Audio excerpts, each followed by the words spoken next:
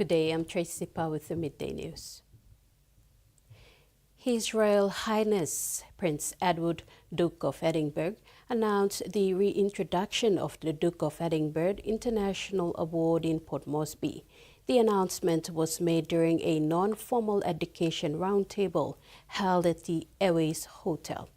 This award was first launched in England in 1956 and was made available to 130 countries. Papua New Guineans have been eligible for the awards, but it was not utilized, hence the introduction. This award is a non-formal education and learning framework available to 14 to 24-year-olds, helping young people to build resilience, confidence, leadership, and community engagement. Provinces celebrated in their special ways the country's 50th year of independence with activities leading up to Independence Day, September 16. Midday, a province with a lot of challenges, set aside all this to mark independence with activities in town and outside stations. On beautiful Karkar Island in Midday province, activities included the symbolic canoe voyage that traced traditional routes carrying the country's provincial evangelical Lutheran church and the PNG flags from Karkar Island to Midday town. The journey reignites an old missionary history that could be forgotten by the current generation, if not told. This was followed with days of celebration leading up to September 16.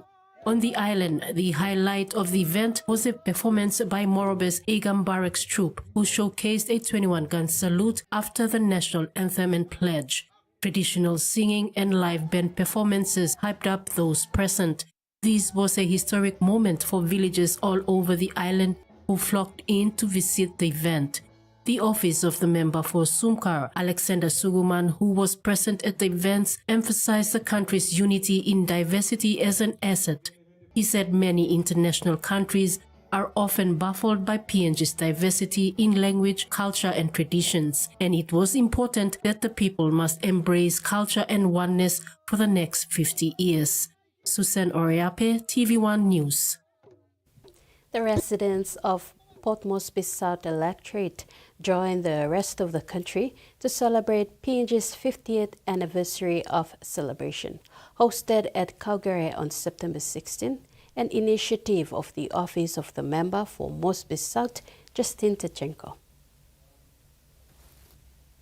The member for Moresby South and Minister for Foreign Affairs, Justin Techenko, had given the people of his electorate something to remember on September 16, 2025, when his office funded a major event to mark Papua New Guinea's 50th independence anniversary. The celebration, held at Karkar in the National Capital District, brought together thousands of residents and visitors who gathered to join the rest of the country in commemorating this historic moment. The event was filled with color, excitement, and unity as people from various provinces came together to showcase their traditions and cultures. The sight of groups dressed in bright bilas, sing and dancing proudly gave the celebration a vibrant atmosphere that captured the true meaning of independence and freedom. Minister Techenko said he was proud to see his people coming together in such a peaceful and joyful way to mark the country's Golden Jubilee. He said Moresby South is one of the most diverse electorates in the nation, made up of people from all provinces, and the celebration reflected the spirit of unity. He said it was great to see different cultures and languages blending under one electorate to celebrate 50 years of independence with respect and harmony. Many residents described the event as one of the biggest ever held in the electorate. For them, it was not just about celebrating 50 years of independence, but also about teaching the younger generation the importance of culture and identity and unity. For over 4 decades, Tedi has been a steadfast partner in the country's development journey, creating opportunities, empowering communities, and contributing to national progress. Tedi had a long week celebration called Hamamas Week that ended on Independence Day. The message throughout the celebration was honoring PNG's forefathers and renewing the country's commitment to national progress. Managing Director and Chief Executive Officer says this milestone of 50 years of independence is a fitting time to reflect on the courage and vision of our founding fathers who gifted us the freedom to chart our own course as a sovereign nation, and their legacy lives on in the strength, resilience and unity of our people. The Managing Director said Tedi is 100% PNG owned and is a symbol of national pride and a driver of transformation. Building communities, driving development, and sharing in the dreams of our people. Our latest report highlighted how Tedi contributed to 3.5% of PNG's total GDP and delivered a profit after tax of $431 million.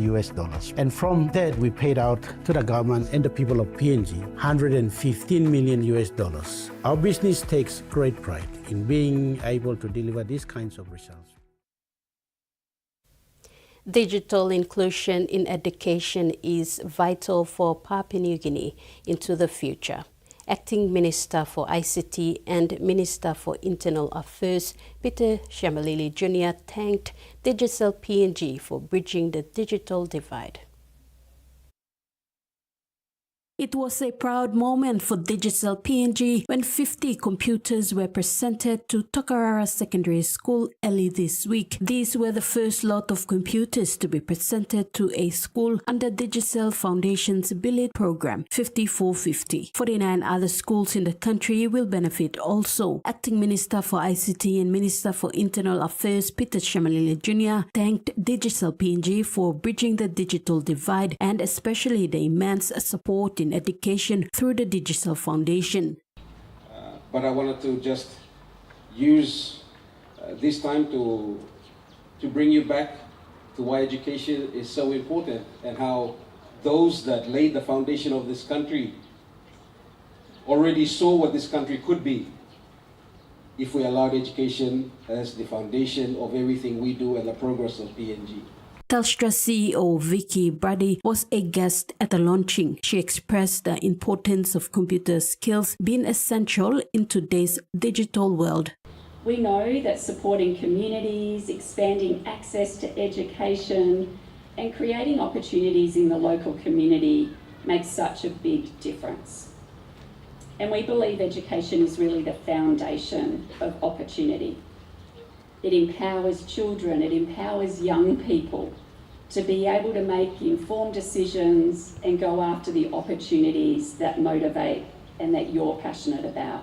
Australia High Commissioner McDonald thanked Digicel and Telstra for enabling connectivity as it is important in the Pacific for social media and economic growth. He mentioned the Australian government's offer to the PNG government's consideration for 3 additional undersea cables. And in particular, the cables would create more affordability around the cost of connectivity and, from our calculations, boost PNG's GDP by about 3.6 billion kina by 2030, or to put it in simple terms, a 16% increase in economic growth through that technology. So that's a massive